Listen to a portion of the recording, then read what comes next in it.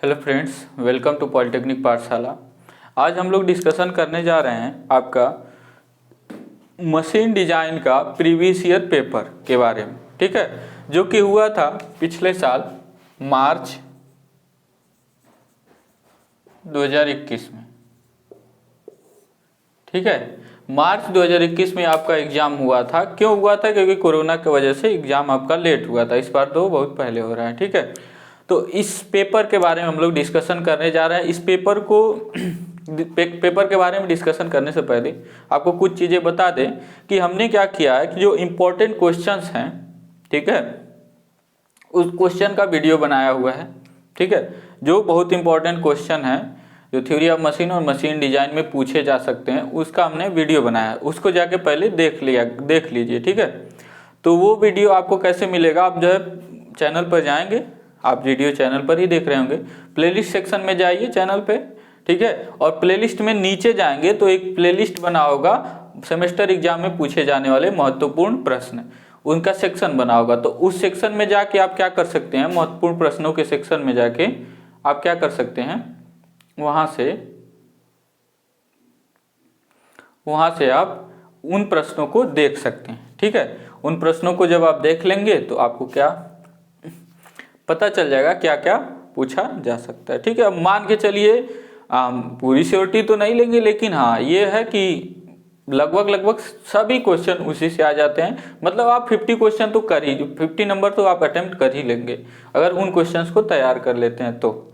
ठीक है, तो बात अब हम करेंगे ये पेपर। अब इस पेपर को हम बताने से पहले आपको बता दें कि आप क्या करिए, आप जो है कहीं से पिछले, आप अपने बुक में जाइए या कहीं से भी प्रीवियस ईयर पेपर आप भी ले लीजिएगा। ठीक है, लेके उसके बाद वीडियो देखिएगा कि जो लिखा हुआ है, हम जो है यहाँ पे बोर्ड पे क्वेश्चन लिखेंगे नहीं, उनको पढ़ते जाएंगे फिर बताते जाएंगे। ठीक है, तो बात चलिए शुरू करते हैं। पहला क्वेश्चन क्या है, पहले पेपर का आपको मेथड बता देते हैं। पेपर में आपका क्या रहेगा, पेपर आपका मैक्सिमम 50 नंबर का होता है। टाइमिंग कितने का होता है? 2.5 घंटे का। और मशीन डिजाइन की बात करें, इसमें हम लोग किस सब्जेक्ट की बात करें? Machine design.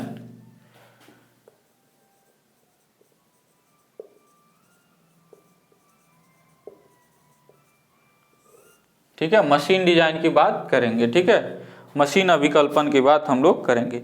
तो इसमें टोटल प्रश्न जो होंगे, total question, total number of question जो होंगे वो होंगे 5। ठीक है, 5 क्वेश्चन पूछे गए थे पिछले साल और हमेशा यही होते हैं, 5 क्वेश्चन होते हैं। लेकिन देखिए थ्योरी ऑफ मशीन में तो क्वेश्चंस इक्वली डिवाइडेड होते, मतलब उनका नंबर इक्वली डिवाइडेड होता है। लेकिन इसमें दिक्कत है, इसमें क्या होता है, हर क्वेश्चन में अलग तरह से नंबर दिया होता है। जैसे पहला प्रश्न जो है, पहला प्रश्न दिया, पहले तो 5 क्वेश्चन है टोटल, और लिखेगा कि नोट ये कि अटेम्प्ट ऑल क्वेश्चन, यानी सभी प्रश्नों का उत्तर दें। ठीक है, अब क्या कर रहा है, पहला क्वेश्चन ये कह रहा है अटेम्प्ट एनी 2 पार्ट्स। अब इसमें टोटल 3 पार्ट्स दिए हैं। ठीक है, तो कह रहा है किन्हीं 2 भागों, हिंदी में क्या बोलेंगे, किन्हीं 2 भागों को करे। तो 3 प्रश्न दिए हैं, 3 क्वेश्चंस दिए हैं, उनमें से 2 करना है, कोई 2 करना है। तो उसमें पहले में ए पार्ट जो है, पार्ट ए है, वो कह रहा है, इंग्लिश में बोलते हैं फिर हिंदी में भी, define factor of safety, explain factors affecting factor of safety. ठीक है, तो यहाँ पे बात कर रहा है कि हिंदी में बोलेंगे तो क्या कर रहा है, फैक्टर ऑफ सेफ्टी को परिभाषित कीजिए। ठीक है, यानी हिंदी में और बोले तो सुरक्षा गुणांक को परिभाषित कीजिए। लेकिन जो आपका पेपर दिया था वो जब वो क्या किया था, जब वो हिंदी में ट्रांसलेट किया था तो उसमें लिखा ही था फैक्टर ऑफ सेफ्टी को परिभाषित कीजिए, वो ये नहीं लिखा था सुरक्षा गुणांक को परिभाषित कीजिए, इसीलिए आपको इंग्लिश वर्ड बताते हैं। ठीक है, तो क्या करें, फैक्टर ऑफ सेफ्टी को परिभाषित कीजिए, फैक्टर ऑफ सेफ्टी को प्रभावित करने वाले कारकों की व्याख्या करें। ठीक है, तो ये हम बताए हुए हैं, ये क्वेश्चन हम बताए हुए हैं। ठीक है, पढ़ाए हुए हैं। तो सबसे पहले फैक्टर ऑफ सेफ्टी, तो फैक्टर ऑफ सेफ्टी हम बता ही चुके हैं। चलिए हम उसका बस फार्मूला बता देते हैं। फैक्टर ऑफ सेफ्टी मतलब एफएस से डिनोट करते हैं। वो क्या होता है, फेलियर स्ट्रेस अपॉन वर्किंग या अलाउेबल स्ट्रेस। ठीक है,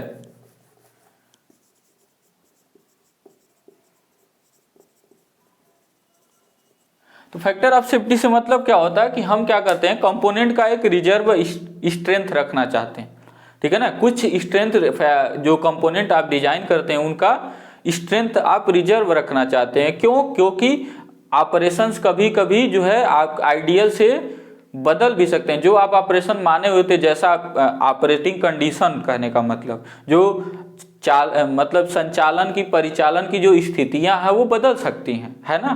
कभी हो सकता है झटका लगे मशीन में या कुछ भी हो सकता है। तो ऐसे कंडीशन के लिए ही जो है हम लोग क्या करते हैं, स्ट्रेंथ को हमेशा, मशीन के कंपोनेंट्स का स्ट्रेंथ को हमेशा क्या करते हैं, कुछ स्ट्रेंथ बढ़ा देते हैं या रिजर्व कहते हैं रिजर्व रखते हैं। ये सब बताए हुए हैं पहले भी, तो वहीं से निकलता है आपका अलाउएबल। तो उसके लिए हम क्या यूज करते हैं, स्ट्रेंथ को रिजर्व करने के लिए यूज करते हैं फैक्टर ऑफ सेफ्टी, जिसको एफएस से डिनोट करते हैं। इसको यहाँ से ब्रैकेट भी हटा सकते हैं, इससे कोई दिक्कत नहीं है।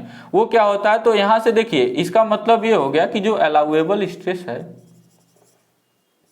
यानी कि जो अनुमेय प्रतिबल है, आप लोग ये पढ़े हुए हैं, ठीक है। या फिर इसको और भी लिख सकते हैं, ऐसे भी फैक्टर ऑफ सेफ्टी को क्या लिख सकते हैं, फेलियर लोड भी लिख सकते हैं, failure load upon working load, ये भी लिख सकते हैं, ठीक है। दोनों डेफिनेशन है, दोनों हम बताए भी हैं। तो अनुमेय प्रतिबल यहां से निकालते, तो आप याद करिए मशीन डिजाइन में हर एक सवाल में अनुमेय प्रतिबल यूज करते थे। वहां पे क्या होता था कि failure stress upon factor of safety. तो आप एक्चुअली में कर क्या रहे हैं, ध्यान से समझेंगे। यहाँ पे आप कर ये रहे हैं कि किसी स्ट्रेस, किसी प्रतिबल पे कोई आपका पर्टिकुलर कंपोनेंट, जैसे मान लीजिए आप शाफ्ट ले लेते हैं, चलिए की ही ले लेते हैं, तो की जो होता है एक पर्टिकुलर स्ट्रेस पर जो है फेल हो जाएगा। लेकिन आप क्या करते हैं कि उस फेलियर वाले प्रतिबल पर डायमेंशन नहीं निकालते हैं की का, यानी आप डायमेंशन में क्या करते थे, लेंथ, विड्थ और हाइट निकालते थे। तो लेंथ, विड्थ और हाइट जो निकालते थे वो फेलियर स्ट्रेस पर नहीं निकालते थे, वो किस स्ट्रेस पर निकालते थे, आप किस स्ट्रेस पर निकालते थे, अलाउएबल स्ट्रेस पर। किस स्ट्रेस पर निकालते थे, अलाउएबल। तो उसमें क्या कर दिया जाता था, या तो क्वेश्चन में आपको डायरेक्टली अलाउएबल दिया होता था, नहीं तो अगर फेलियर दिया होता था फैक्टर ऑफ सेफ्टी, तो आप क्या करते थे, फैक्टर ऑफ सेफ्टी से डिवाइड करते थे, ठीक है। तो ये है फैक्टर ऑफ सेफ्टी। अब इसके प्रभावित करने वाले कारक हमने बताए हैं, ठीक है। लगभग 5-6 पॉइंट है, उन सब चीजों को हम बता चुके हैं, ठीक है। एक बार और नोट्स में जाओगे या फिर वीडियो में भी पढ़ोगे तो बताए हुए वहां से पढ़ लेना, ठीक है। अब अगला क्वेश्चन देखते हैं हम लोग। अगला क्वेश्चन क्या है,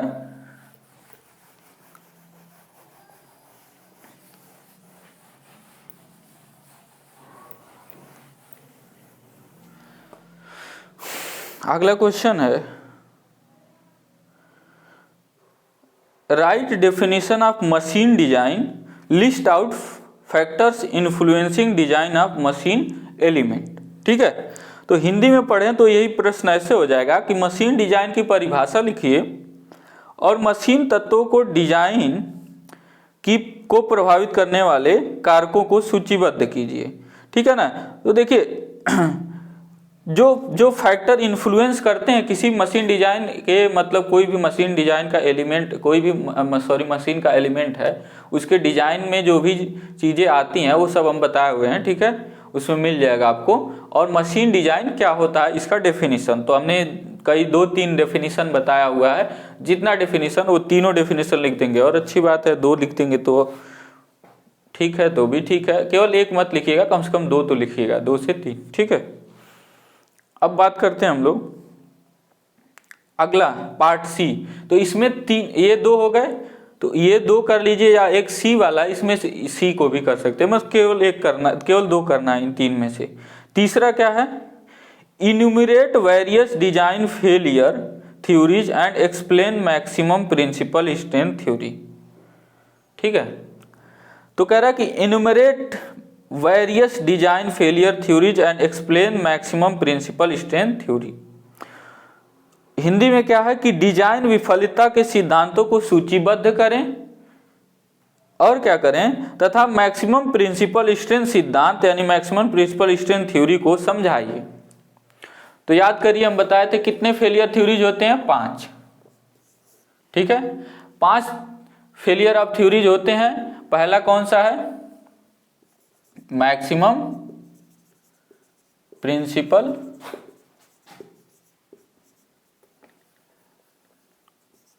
स्ट्रेस थ्योरी,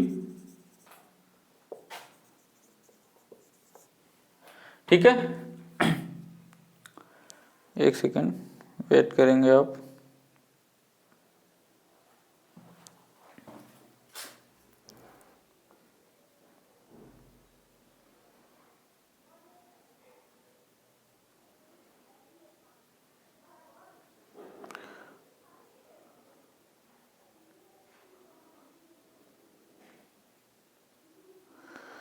चलिए, तो मैक्सिमम प्रिंसिपल स्ट्रेस थ्योरी, जिसको हम क्या बोलते हैं? रैंकाइन्स थ्योरी भी बोलते हैं। तो इन सब के क्या करने हैं? नाम लिखने हैं पहले, ठीक है। उसके बाद आपका कौन सा वाला है? उसके बाद है आपका maximum principal, maximum shear stress theory है ना। मैक्सिमम शियर स्ट्रेस थ्योरी, ठीक है, जिसको हम लोग और कौन से नाम से जानते हैं?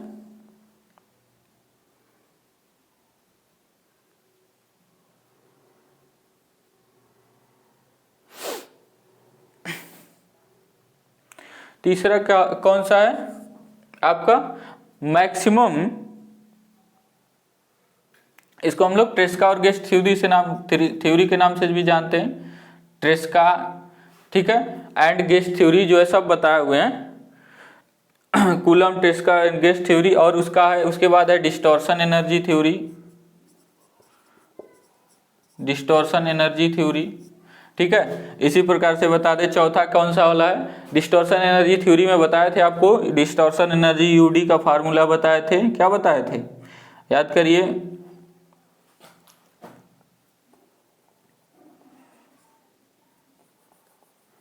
वन अपान 2E, ठीक है।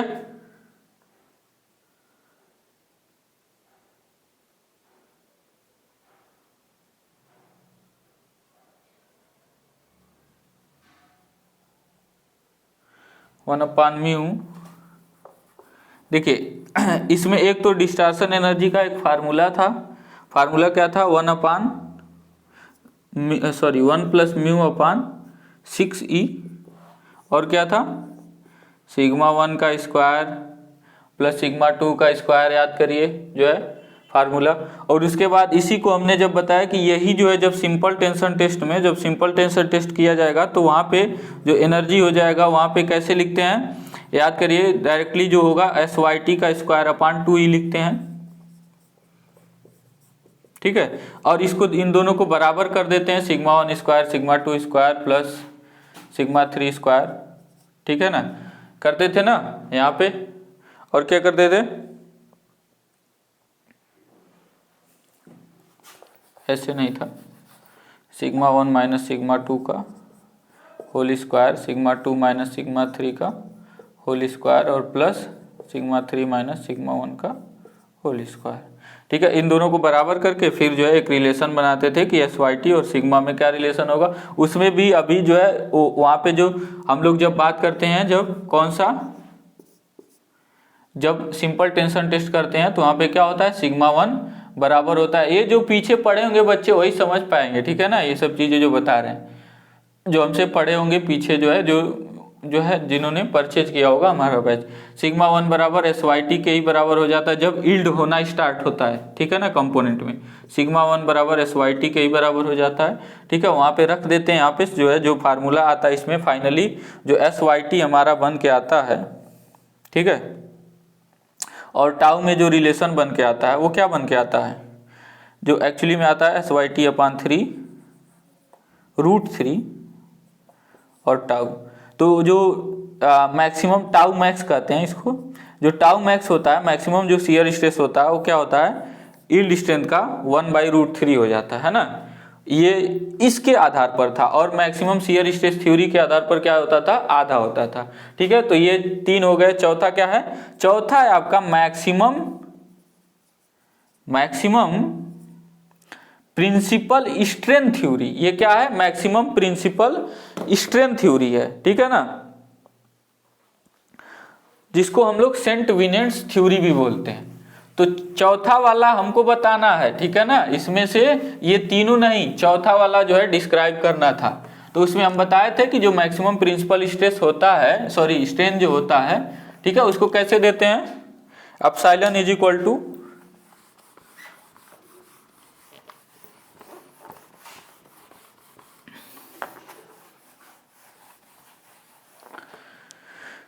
ठीक है। तो वो चौथा वाला बात कर रहे हैं। फिर पांचवा वाला क्या है? टोटल स्ट्रेन एनर्जी थ्योरी है, ठीक है, जिसको टोटल स्ट्रेन एनर्जी थ्योरी को हेक्स थ्योरी भी बोलते हैं। तो वहां पे जो है टोटल स्ट्रेन एनर्जी का फार्मूला लगा के हम लोग सॉल्व करते हैं, ठीक है। अब हम बात करते हैं नेक्स्ट क्वेश्चन पर। तो 5 थ्योरी ऑफ फेलियर्स हैं जो बताए हुए हैं।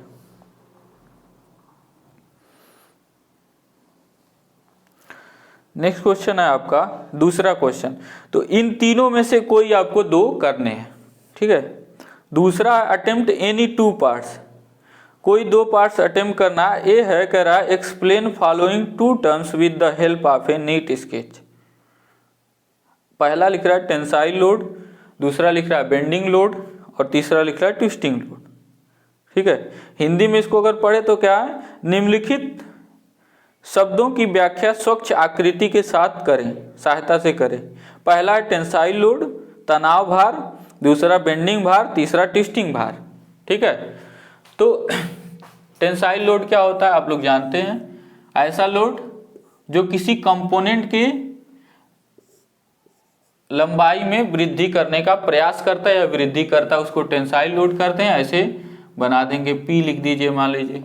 और ऐसा टेंसाइल लोड आप बहुत पढ़ चुके हैं, क्वार्टर ज्वाइंट में, नकल ज्वाइंट में, सब में पढ़ चुके हैं, ठीक है। उसके बाद बात करते हैं बेंडिंग। तो बेंडिंग क्या होता है? जो किसी कंपोनेंट के क्या करे, किसी कंपोनेंट को किसी पर्टिकुलर कर्वेचर में मोड़ने का प्रयास करता है या मोड़ता है, ठीक है ना। तो ये क्या होता है? किसी पर्टिकुलर कर्वेचर में क्या हो जाता है? बेंड हो जाता है, bending moment M. Twisting moment यानी कि टॉर्क क्या होता है कि जो क्या करे किसी पर्टिकुलर, ठीक है ना, पर्टिकुलर, ये क्या करता है? किसी कंपोनेंट के क्रॉस सेक्शन को क्या करता है? ट्विस्ट करने का प्रयास करता है। तो ऐसे टी से डिनोट करते हैं और दोनों ओर से लगाएंगे, ध्यान रखिएगा, दोनों ओर से डायरेक्शन दिखाएंगे। तो ये हमारा कौन सा वाला हो गया? ट्विस्टिंग लोड हो गया। ये क्या करेगा?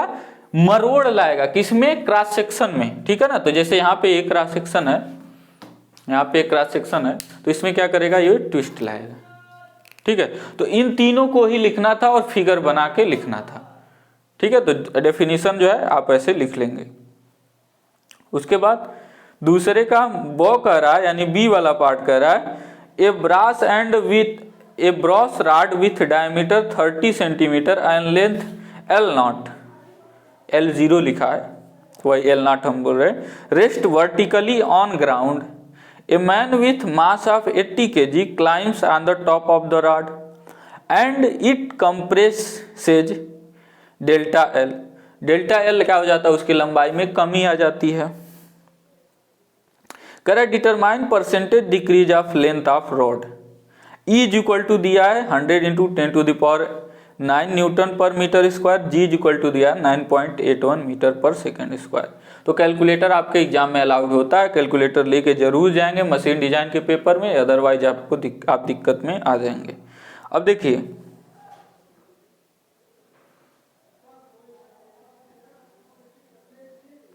तो बात करते हैं हम लोग हिंदी में, उसी को पढ़ते हैं। तो लिखा ए ब्रास छड़, एक ब्रास छड़ है जिसका व्यास 30 सेमी और लंबाई L0 जमीन पर लंबवत खड़ी है। तो एक ब्रास का छड़ है जिसकी लंबाई 30 सेंटीमीटर है, जिसका व्यास 30 सेंटीमीटर है और लंबाई L0 है, जमीन पर लंबवत ऐसे खड़ी हुई है, ठीक है। 80 किग्रा द्रव्यमान वाला एक आदमी रॉड के ऊपर चढ़ता है और उस रॉड की डेल्टा एल लंबाई से संकुचित हो जाती है। ऐसे ही जब ट्रांसलेशन होगा तो ऐसे ही हो जाएगा। एक्चुअली में क्या है कि जो रॉड का लंबाई है वो क्या हो जाता है, डेल्टा एल संकुचित हो जाता है। ब्रास छड़ की लंबाई में प्रतिशत कमी ज्ञात करें, ठीक है।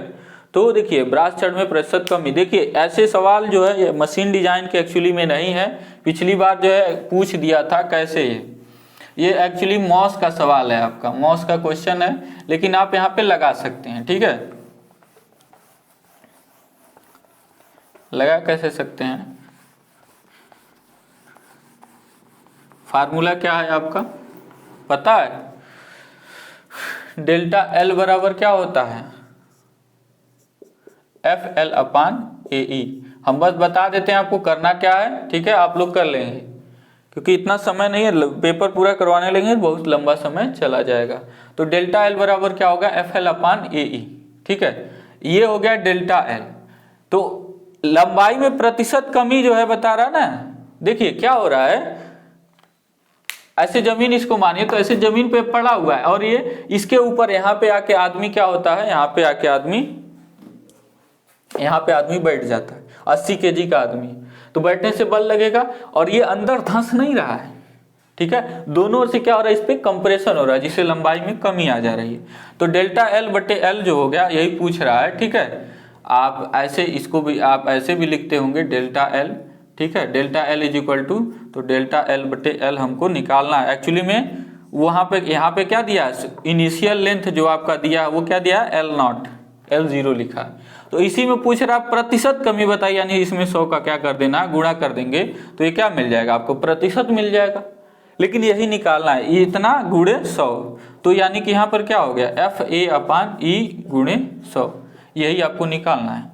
ये परसेंटेज में कमी आएगा तो एफ का मान क्या होगा, mg के बराबर, ठीक है। ए का मान क्या हो जाएगा, ए का मान हो जाएगा π/4d²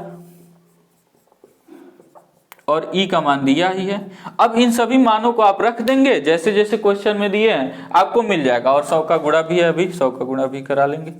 तो आपका मास कितना दिया है, आदमी का 80 केजी भार, 80 केजी का है द्रव्यमान, तो जी का गुणा करा लेंगे उसमें 9.81, डी का वैल्यू रख देंगे। और यहाँ ध्यान रखेंगे अगर आप ई का value metre Newton per metre square में रखते हैं, जी का value 9.8 Newton per metre square है, तो आप डी का वैल्यू भी किस में रखिए, मीटर में रखिए। तो सेंटीमीटर में दिया उसको क्या कर लीजिएगा, चेंज करके मीटर में। कितना दिया है, डायमीटर 30 सेंटीमीटर, तो डायमीटर 30 सेंटीमीटर दिया है, तो ये क्या हो जाएगा 0.30 मीटर या 0.3 मीटर भी आप कह सकते हैं।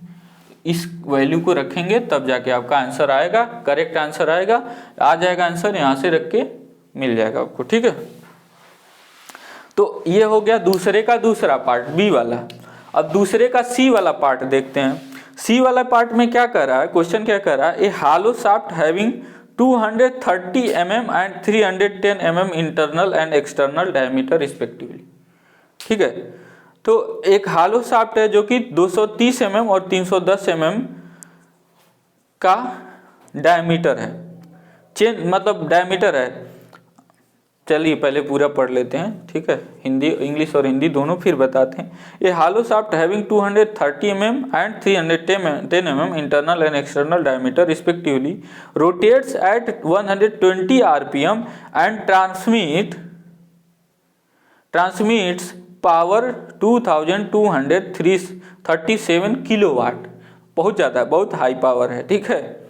इतना नहीं देना चाहिए, 22.37 कर देना चाहिए एक्चुअली में। Determine shear stress induce in the shaft, ठीक है। तो यहाँ पे देखिए shear stress induce in the shaft, तो आप यहाँ पे दो चीजें कर सकते हैं, क्योंकि यहाँ पे कहा नहीं है। देखिए एक हॉलो शाफ्ट में दो शियर स्ट्रेस उत्पन्न होंगे, मतलब शियर स्ट्रेस एक्चुअली में मैक्सिमम होगा मिनिमम होगा। तो यहाँ पे नहीं कहा है कि किस पर यहाँ पे निकालिए, क्योंकि क्या हो सकता है ऐसे ना शियर स्ट्रेस का वेरिएशन होता है, यहाँ पे क्या होता है मैक्सिमम होता है, यहाँ पे क्या होता है मैक्सिमम होता है, ठीक है। और यहाँ पे क्या होता है, यहाँ पे मैक्सिमम, यहाँ पे मिनिमम होगा इसमें, ठीक है। तो ये नहीं कहा, यहाँ पे कह रहा है कि बस मैक्सिमम ही आप निकालिए। एक तरह से कह रहा है induce the shear stress induce in the shaft. इसका मतलब क्या, आप डिजाइन पढ़ रहे हैं, मशीन डिजाइन। मशीन डिजाइन में हमेशा कौन सा वाला देखते हैं, आप लोग इतना पढ़ चुके हैं, क्या देखते हैं, मैक्सिमम वाला।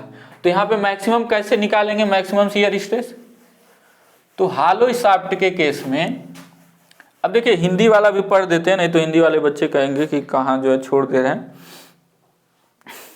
तो लिखा है क्रमशः 230 मिमी और 310 मिमी आंतरिक और बाहरी व्यास वाले खोखली शाफ्ट 120 आरपीएम से घूमने पर 2237 किलोवाट जितना पावर संचारित करती है। तो शाफ्ट में उत्पन्न होने वाले कर्तन प्रतिबल को ज्ञात करें। तो आपका क्या क्या दिया है, पावर दिया है, ठीक है, आरपीएम दिया है। तो हम आपको क्या बताए थे, टार्क यहाँ से निकाल लीजिए। टार्क कैसे निकालेंगे, तो फार्मूला आपको बताए हैं P = 2 पाई NT अपान 60,000, ठीक है। और यहाँ से आपको तो T निकल जाएगा P × 60,000 divided by 2 pi N। यहाँ पे N का वैल्यू रख देंगे, P का वैल्यू रख देंगे। जो मान आएगा ये ध्यान रखेंगे न्यूटन मीटर में आएगा, ठीक है। जो मान आएगा वो न्यूटन मीटर में आएगा। उसमें 1000 का गुणा करा के फिर से जो भी मान आएगा उसमें 1000 का गुणा करा के फिर उसको क्या कर लेंगे, न्यूटन mm में कर लेंगे, ठीक है। न्यूटन किस में कर लेंगे, mm, ताकि न्यूटन mm कर लेंगे तो तभी आसानी होगी, क्योंकि जो डायमीटर आप रखेंगे mm में ही रखेंगे, तो इसलिए आप क्या कर लेंगे, न्यूटन mm में कर लेंगे। तो यहां से आपका टार्क निकल गया। अब पूछ रहा है इंड्यूस शियर स्ट्रेस बताइए। तो हम आपको डायरेक्ट फार्मूला बताए थे, उससे आप लगा सकते हैं। जो मैक्सिमम शियर स्ट्रेस जो होता है वो टाउ = कितना होता है, 16T अपान पाई, हालो शाफ्ट है ना, तो डी आउटर का क्या होता है, क्यूब 1 - C⁴। यहाँ पे जहाँ पे C क्या है आपका, DI/DO। तो आप यहाँ से क्या कर सकते हैं, निकाल के डायरेक्टली पुट कर दीजिए, आपका आंसर आ जाएगा। बहुत सारे बच्चे ये फार्मूला जो नहीं पढ़े होंगे वो वही समझते होंगे, तो वही यूज करेंगे कि T/J = τ/R, ठीक है। अब R यहाँ पे क्या यूज करेंगे, डी आउटर अपान R, जो यहाँ पे यूज करेंगे डी आउटर अपान 2 यूज करेंगे। J क्या यूज करेंगे उनको पता है, ठीक है, हम नहीं बता ही देते हैं। डी आउटर और डी इनर के पावर 4/32। तो ये फार्मूला रखेंगे, T का मान यहाँ से जो आया रखेंगे, फिर टाउ निकल जाएगा, या फिर डायरेक्ट ये फार्मूला लगाओगे, बहुत आसानी से निकल जाएगा। बशर्ते एग्जाम में किनारे ये लिख देना, क्योंकि किसी भी बहुत सारे टीचरों को नहीं पता है कि ये भी एक फार्मूला होता है और इस तरह इसमें C का वैल्यू इतना होता है, ठीक है ना। सब वही पुराने जो है पुराने ख्यालातों वाले हैं, तो वही यही वाला यूज करेंगे, ठीक है। तो यहाँ से आप निकाल लेंगे, तो ये भी क्वेश्चन हो जाएगा। तो देखिए 2 सवाल इसमें, अगर एक क्वेश्चन छोड़ते तो एक सवाल छूट ही जाता। अब देखिए एक चीज बताना भूल गए, जो पहले वाले जो क्वेश्चन थे, पहला वाला जो क्वेश्चन था वो हर एक 4 नंबर का था, ठीक है। अब जो दूसरा क्वेश्चन आया जिसमें तीनों पार्ट थे, अभी ए वाला पार्ट क्या वाला था, कौन सा वाला था, कि टेंसाइल बेंडिंग और ट्विस्टिंग लोड बताना था, 6 नंबर का था। तो 6 नंबर का मतलब एक एक पर 2-2 नंबर मिलता। और ब वाला यानी बी वाला जो था वो भी 6 नंबर का था, सी वाला भी जो था वो 6 नंबर का था। तो ये भी सवाल 6 नंबर का। इसके पहले जो आप डेल्टा लंबाई में जो प्रतिशत कमी जो निकालना था वो भी क्या था, 6 नंबर का। इसके बाद तीसरे सवाल पर आते हैं, तीसरा प्रश्न पर आते हैं। तीसरे प्रश्न में देखिए 2 ही पार्ट हैं। तीसरे प्रश्न में कितने पार्ट हैं, 2 पार्ट हैं आपके, और हर एक पार्ट कितने, उसमें से एक पार्ट करना है। तीसरा क्वेश्चन क्या, अटेम्प्ट एनी 1 पार्ट, तो है 2 पार्ट, करना 1 पार्ट है, और एक पार्ट जो है वो भी कितने नंबर का, 10 नंबर का अकेले है। तो पहला पार्ट जो था, पहला क्वेश्चन था, उसमें जो थे सभी पार्ट 4-4 नंबर के थे। 2 पार्ट करने थे, 4-4 8 नंबर आपको मिलता। दूसरे में क्या थे, दूसरे में 2 पार्ट करने थे, एक पार्ट 6 नंबर का था, यानी कि 2 पार्ट करते आपको कितना मिलता, 12। तो 12-8 कितना हो गया, 20। तो 20 नंबर यहाँ पे कंप्लीट हो गए आपके, ठीक है। तीसरा पार्ट है उसमें से एक करना है, कह रहा है पहला पार्ट जो कह रहा है वो कह रहा है, लिखा है इंग्लिश वाला जो है, explain failure of a rectangular shank की विथ नीट स्केच। तो शंक की, रेक्टेंगुलर शंक की याद कीजिए, बताया था हमने, जिसका विड्थ जो होता है वो हाइट से ज्यादा होता है, यानी बी जो होता है जिसमें बड़ा होता है एच से, ठीक है। इसके बारे में बहुत कुछ हमने बताया डिटेल में, ठीक है, शंक की में, तो वो आप जानते हैं। इसका कह रहा है कि डिजाइन बताइए, तो डिजाइन फेलियर याद करिए, हम बताए थे ऐसे फिगर बना के, मतलब एक बार याद दिलाते हैं कौन सा वाला है। पूरा हम नहीं करेंगे, यहाँ पे जो फार्मूला है वो बता दे रहे हैं। तो आपको फार्मूला निकालना है, डेराइव करना है, ठीक है। क्या करा, डिजाइन कीजिए। हिंदी में क्या बोला गया, हिंदी में भी वही बात है, क्या बोला गया, एक चौकोर यानी रेक्टेंगुलर शंख की विफलता स्वच्छ चित्र सहित समझाइए। विफलता मतलब डिजाइन करिए। तो डिजाइन में ऐसे देखो, ऐसे हमने फिगर बनाया था ऐसे करके, और इसकी को यहाँ पे क्या लग रहा था, फोर्सेज लग रहे थे, ठीक है। यहाँ पे फोर्स लगाया था हमने, यहाँ पे फोर्स लगाया था, ये सब चीजें बताए हुए हैं। इसमें जो है आपका जो टाउ आता था, ठीक है, यानी की में उत्पन्न होने वाला प्रतिबल क्या था, 2T अपान dBl था, ठीक है। और सिग्मा सी जो आ रहा था आपका वो था 4T अपान DHL, जहां पे H क्या है, ये गहराई है की, ठीक है ना। की का डेप्थ होता है या थिकनेस भी बोलते हैं इसको, मोटाई भी बोलते हैं, गहराई भी बोलते हैं, ठीक है। तो ये फार्मूले दोनों डेराइव करते हैं जो हमने बताया हुआ है, ठीक है। तो इसका पूरा जब अच्छे से आप डेराइव करेंगे, जैसे हमने करवाया ना, जैसे नोट्स में दिया है, एकदम अच्छे से करेंगे, पूरे 10 नंबर आपको मिलेंगे। और जो जो चीजें टर्मिनोलॉजी हमने वहां पे बताया हुआ है उस टर्मिनोलॉजी को फॉलो भी करिएगा, ठीक है। अब उसी में बी वाला पार्ट कर रहा है, तीसरे की क्वेश्चन में कह रहा है determine length and thickness of शंख की for 100 mm diameter shaft, permissible shear stress for shaft and की इज सेम, विड्थ ऑफ की is 25 mm and permissible shear stress is 0.4 times permissible crushing stress, ठीक है। अभी देखिए थोड़ा सा ये ट्रिकी है सवाल, ये सवाल है, चाहे वो आप वो डेरिवेशन करिए चाहे ये सवाल करिए, दोनों में से कोई एक करना है, और दोनों जो भी करेंगे उसके लिए आपको 10 नंबर दिए गए हैं, जो जैसा करेंगे वैसा। तो अगर सवाल करेंगे और पूरा सही होता है पूरे 10 नंबर मिलते हैं, अगर ये करते हैं टीचर संतुष्ट होता है तो 10 नंबर देता है, नहीं तो कम ही देता है, ठीक है। तो हिंदी में पढ़ते हैं, हिंदी में क्या है कि चौको एक जो है 100 मिमी व्यास शाफ्ट के लिए शंख की लंबाई और मोटाई, ठीक है, लंबाई और मोटाई ज्ञात करें। शाफ्ट और चाबी के लिए अनुमेय कर्तन प्रतिबल समान है, चाबी की चौड़ाई 25 mm है, अनुमेय शियर स्ट्रेस अनुमेय क्रशिंग स्ट्रेस की 0.4 मतलब 0.4 गुनी है।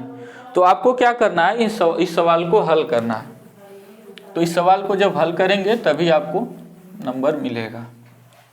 और देखिए आज के समय में सवालों पर भी स्टेप मार्किंग होती है, यानी कि अगर कुछ स्टेप सही करते हैं तो आपको उसके मार्क्स आपको मिलेंगे, ठीक है। तो बात करते हैं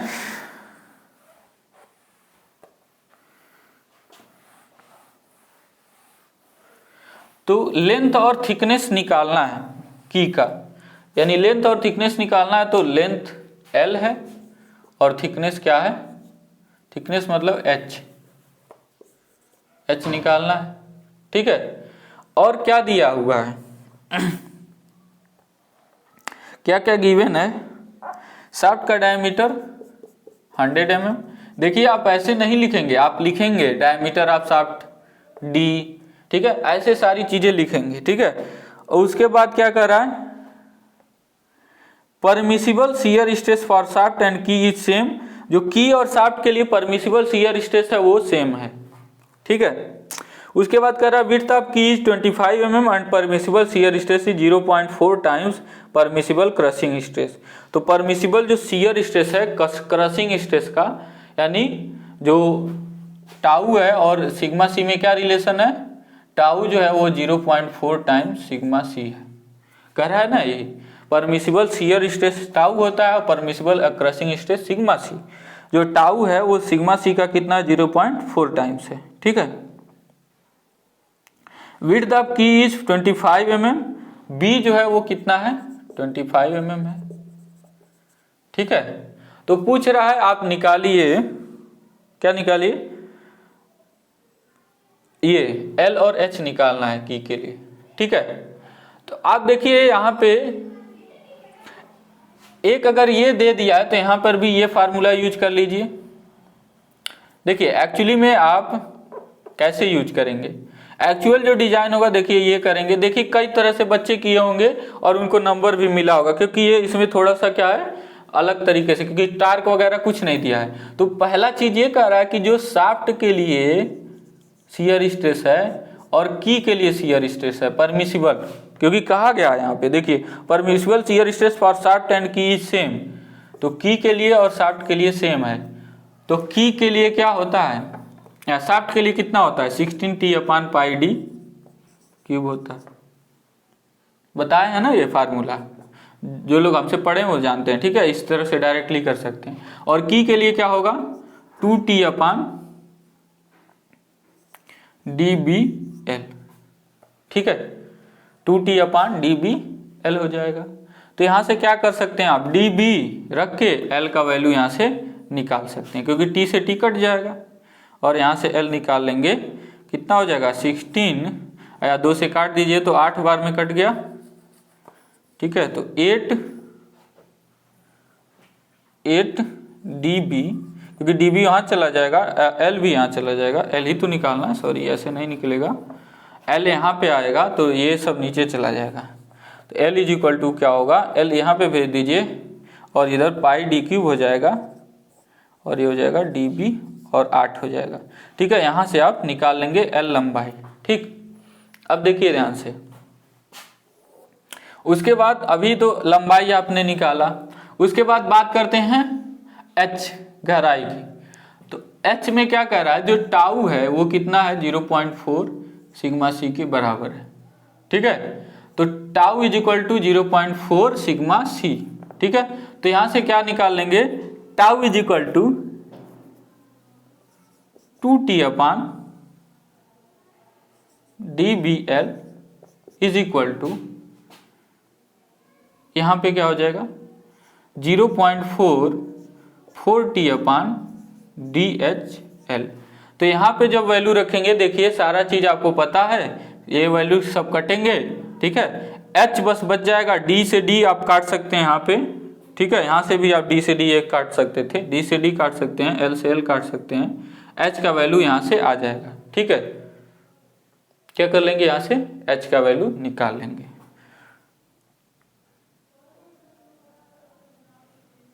B का वैल्यू जैसे पता है आपको, तो यहाँ से H का वैल्यू आप निकाल सकते हैं, T से T भी कट जाएगा, ठीक है। जो भी आएगा H और B में रिलेशन आ जाएगा, ठीक है।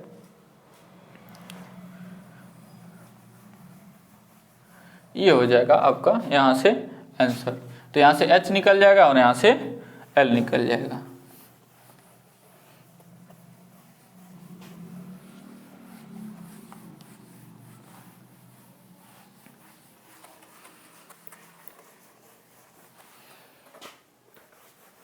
तो ये भी सवाल हो गए, ये भी हो गया। तो आपको ऐसे ही करना है, पहले वाले से आपको L निकल जाएगा, दूसरे वाले से आप सॉल्व करेंगे तो क्या मिल जाएगा आपको H मिल जाएगा। मिल रहा है ना, tau is equal to 0.4 sigma c मिल रहा है। तो यहाँ पे क्या करते हैं 2D/dBl और 0.44T/dHl। L से L कट गया, D से D कट गया, B पता है, H पता है, T से T कट गया, यहाँ से क्या मिल जाएगा H B में रिलेशन एक मिल जाएगा, वहां से आप क्या निकाल सकते हैं H निकाल सकते हैं, ठीक है। और उस वाले में क्या आ रहा था, उस वाले से वो आ रहा था।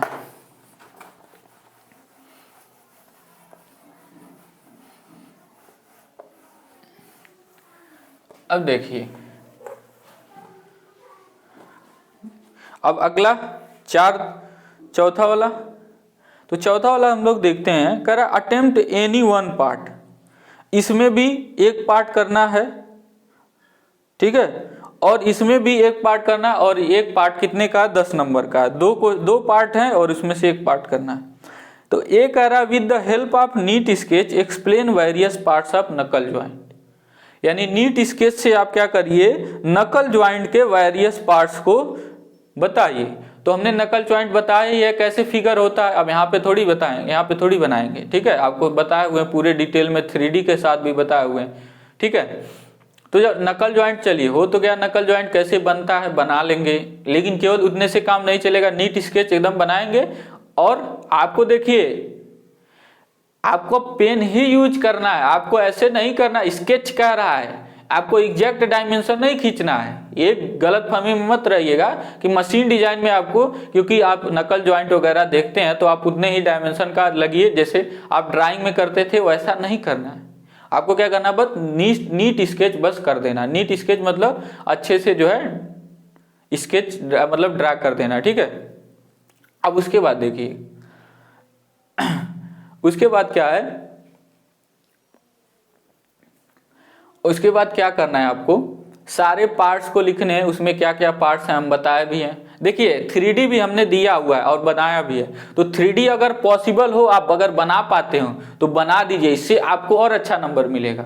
और नहीं अगर बना पाते हैं 3D तो क्या करिए, बस जो फ्रंट व्यू, ठीक है, टॉप व्यू और साइड व्यू था, बस उतना ही बना के छोड़ दीजिए। लेकिन ये जरूरी है, भले ही आप 3D ना बनाइए, लेकिन फ्रंट व्यू, टॉप व्यू जो बनवाए थे और साइड व्यू बनाना बहुत जरूरी है, ठीक है। जब उस सबको बना लेंगे, उसके बाद आप क्या करेंगे, सभी के डायमेंशन, सभी के नाम देंगे जैसे हमने दिया है, ठीक है ना।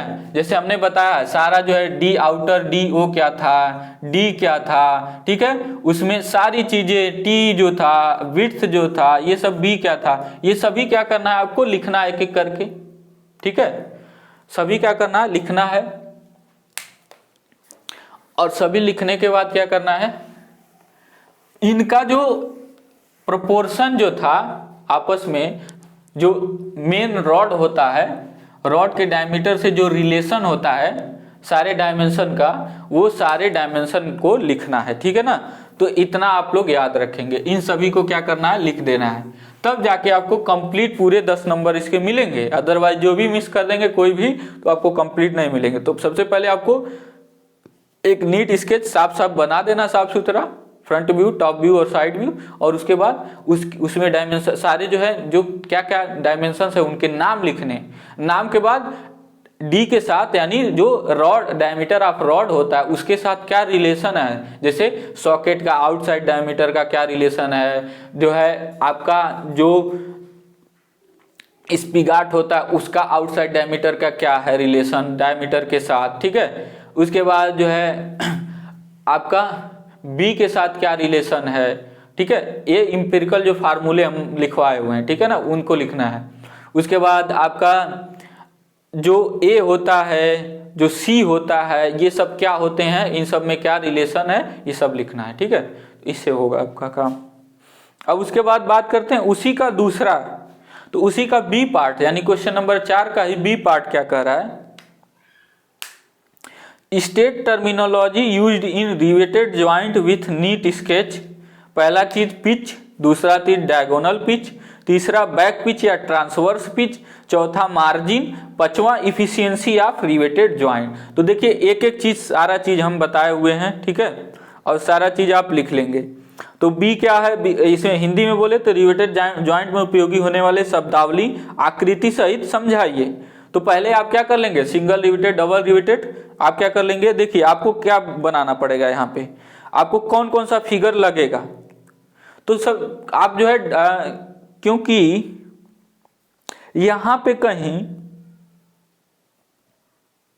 कवर प्लेट वगैरह की बात नहीं किया जा रहा है, तो आप क्या कर लीजिएगा, लैप जॉइंट बस बना लीजिएगा, एक सिंगल रिवेटेड, एक डबल रिवेटेड, ठीक है। और डबल रिवेटेड में क्या कर लीजिएगा, जिग जैग टाइप का बनाइएगा, ठीक है, बताए हुए है ना।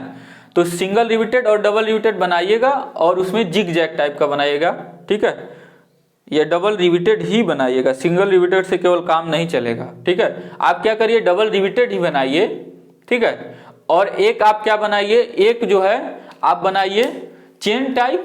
चेन टाइप में आप जानते हैं ना, हर एक जो होता है, एक रिवेट अगर यहाँ है तो अगला रिवेट अगले रो में यहाँ होगा, दूसरा रिवेट यहाँ है, तीसरा रिवेट यहाँ होगा, ये आप जानते हैं ना, बताए हुए हैं। और वही अगर जिग जैग टाइप होगा, ये चेन टाइप कहलाता है। जिग जैग टाइप में क्या होगा, एक रिवेट यहाँ पर है, अगला रिवेट यहाँ है, तो ये वाला रिवेट क्या होगा, यहाँ पर होगा। तो हम लोग जानते हैं यही क्या कहलाता है, पिच कहलाता है। ये क्या कहलाता है, पिच, ठीक है।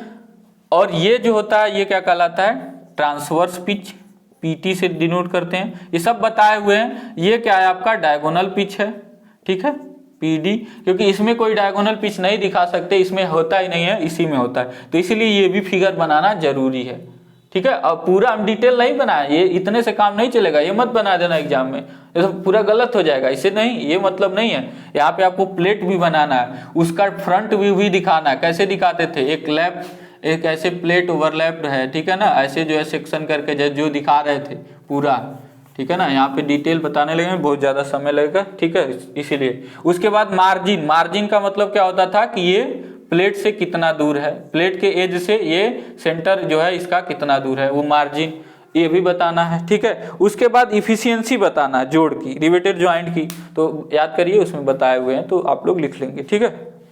उसके बाद अब बात करते हैं पांचवा, लास्ट वाला।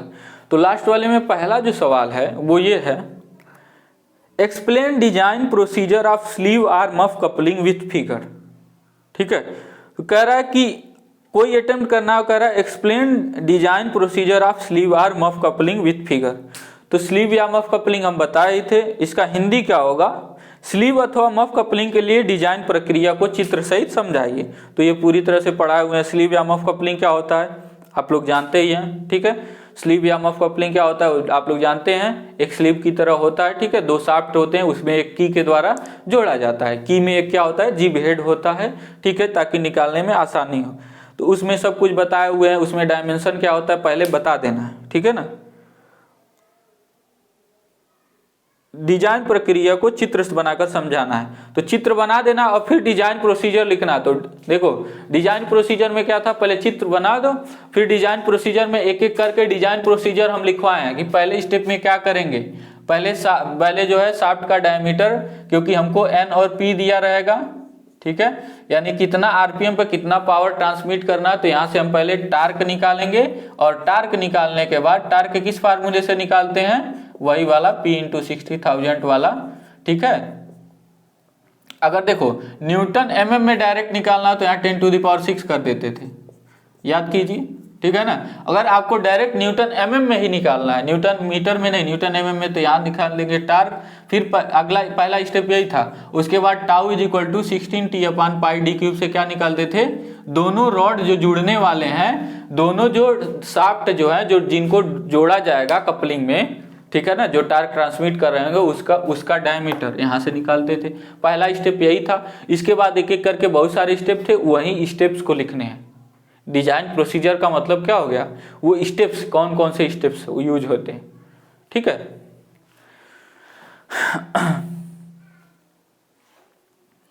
अब उसके बाद ये भी 10 नंबर का था, ठीक है। तो देखिए कौन कौन से number, question number 3, question number 4 और क्वेश्चन नंबर 5, इसमें दो पार्ट दिए हुए हैं, ए बी, और करने केवल एक है, और एक जो है 10 नंबर का है, ठीक है ना।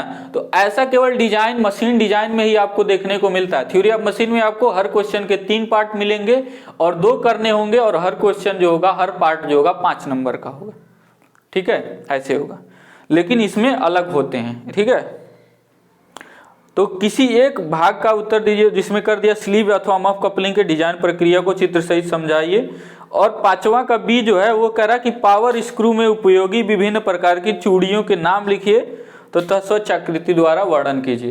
तो एक्चुअली में चूड़िया के बारे में हम लोग डिस्कशन नहीं किए थे, जो है नहीं किए हैं, हालांकि वो सिलेबस में है भी नहीं, लेकिन पूछ दिया है। फिर भी चूड़ियाँ आपको बता दें, आप कहीं से भी बुक उठाएंगे वहाँ पे आपको मिल जाएगा। ट्रेपोजाइडल चूड़ियाँ होती हैं, कई तरह की चूड़ियाँ होती हैं जो पावर स्क्रू में यूज होता है। एक ट्रेपोजाइडल, एक जो होता है स्क्वायर, जो ये जो बनाए स्क्वायर है, यानी जो थ्रेड होगा ऐसे होगा, और एक ट्रेपोजाइडल होता है, यानी कि चूड़ी ऐसे होती है, ठीक है। तो इन सब में कुछ रिलेशन होता है, पी और पिच और ये कितने का एंगल बनाता है, पिच और ये सब जो है आप लोग पढ़ लेंगे, वही है। तो यही 2-3 तरह की चूड़ियां हैं, उनको लिख देना है, ठीक है। हर एक चूड़ी जो होता है एक्चुअली में पावर स्क्रू में यूज नहीं होता, लेकिन आप क्या लिखेंगे उसमें, आपको बढ़ाना ही पड़ेगा, क्योंकि केवल यही 2 तरह की चूड़ियां यूज होती हैं पावर स्क्रू में। जो पावर स्क्रू है, जो उसमें जो यूज होती हैं, केवल इन्हीं दो तरह की थ्रेड यूज होती हैं। थ्रेड मतलब चूड़ियां, ठीक है। तो यही 2 स्क्वायर और ट्रेपोजाइडल थ्रेड ही यूज होती हैं, बाकी थ्रेड यूज करने से क्या हो जाएगा, कोई फायदा नहीं होगा, ठीक है। और बहुत ज्यादा अधिकतर मात्रा में स्क्वायर थ्रेड यूज होता है, ठीक है। हालांकि आप और भी तरह के विटवर्थ है और भी है, ब्रिटिश में है कुछ, तो इन सब चीज़ों को क्या कर लेंगे आप देख लेंगे एक बार। हालांकि ये भी उतना भी इम्पोर्टेंट नहीं है जो क्योंकि जब आप ये क्वेश्चन कर लेंगे कपलिंग वाला तो इसको करने की जरूरत भी नहीं है, ठीक है। हाँ, लेकिन हो सकता है इस बार ये आए तो अगली बार टर्मिनोलॉजी आ जाए। और देखिए पहला क्वेश्चन में जो देखिए पिछली बार क्योंकि फर्स्ट फैक्टर ऑफ सेफ्टी आ गया है तो बहुत ज़्यादा चांस बन जाता है, जो इम्पोर्टेंट क्वेश्चन बन जाता है पहले चैप्टर से वो बन जाता है फटीग फेलियर क्या होता है, इसको बहुत हम ध्यान से बताए थे। फटीग फेलियर क्या होता है और इंड्योरेंस लिमिट क्या होता है, इसको पढ़ लीजिएगा जरूर। इंड्योरेंस लिमिट, तो फटीग फेलियर और इंड्योरेंस लिमिट क्या होता है, ठीक है। तो देखिए क्वेश्चन जो है ज्यादातर इंपॉर्टेंट वही है, शाफ्ट की और कपलिंग। कौन कौन से? शाफ्ट की और कपलिंग से न्यूमेरिकल इंपॉर्टेंट है, ठीक है। इन्हीं से न्यूमेरिकल इंपॉर्टेंट हैं, बाकी तो थ्योरी ही है, ठीक है। और ज्वाइंट भी बताए भी हैं, लेकिन ये देखिएगा डिजाइन में न्यूमेरिकल, भले ही टॉम में थ्योरी ऑफ मशीन में आप न्यूमेरिकल न प्रैक्टिस कर रहे हो, लेकिन मशीन डिजाइन में न्यूमेरिकल जरूर प्रैक्टिस करके जाइएगा हर चैप्टर से, ठीक है। और अगर कोई जो है कोई और डाउट है, कोई टॉपिक आपको, जैसे कि जो लोग पढ़े हुए हैं हमसे, अगर उनको लगता है कोई और टॉपिक उनको पढ़ा दिया जाए, ठीक है। अगर कुछ ऐसा है जो उनको मतलब उनके लिए जरूरी है और जो सब लोग पढ़ चुके हैं अभी तक पूरा पढ़ लेना जरूरी है, ये तो जितना पढ़ा दिए कम से कम उतना पढ़े हो। उसके बाद कुछ अगर है तो कमेंट करना या बताना, जो है हम जो है कोशिश करेंगे उसको भी समझाने का, कोशिश करने का, समझाने का, बताने का, ठीक है। तो अभी ये मशीन डिजाइन आज का जो है मशीन डिजाइन पेपर हमने कंप्लीट किया। कौन सा वाला था आपका? मार्च 2021 में ये पूछा गया था। और देखिए ये जो है सिलेबस चेंज होने के बाद पहला पेपर यही है, ठीक है। उसके पहले जो पेपर हुए हैं उसमें सिलेबस बिल्कुल डिफरेंट है, वो भी एक बार हम बता देंगे। लेकिन पीछे के क्वेश्चन पेपर करने से उतने फायदे नहीं है, क्योंकि बहुत ज्यादा सिलेबस जो है आपका चेंज हो चुका है, ठीक है। तो एक तरह से यही आप क्या मानिए, यही एक तरह से आप मानिए कि यही आपका एक प्रोफार्मा, आप जो भी कह लीजिए प्रोफार्मा है आपका। ऐसे क्वेश्चन आएंगे, अब आप तैयार हर चैप्टर को करिए और देखिए वही टॉपिक पूछे भी गए हैं लगभग जो आपके सिलेबस में दिए हुए हैं। कुछ क्वेश्चन एक दो वेरी किए हुए हैं, आउट ऑफ द सिलेबस भी आ गए, क्योंकि पहली बार न पूछा गया था। अब इस बार जो पूछा जाएगा तो सिलेबस का ही रहने वाला है, ठीक है।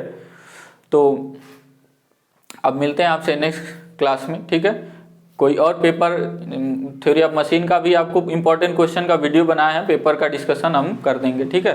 तो मिलते हैं नेक्स्ट क्लास में, थैंक यू।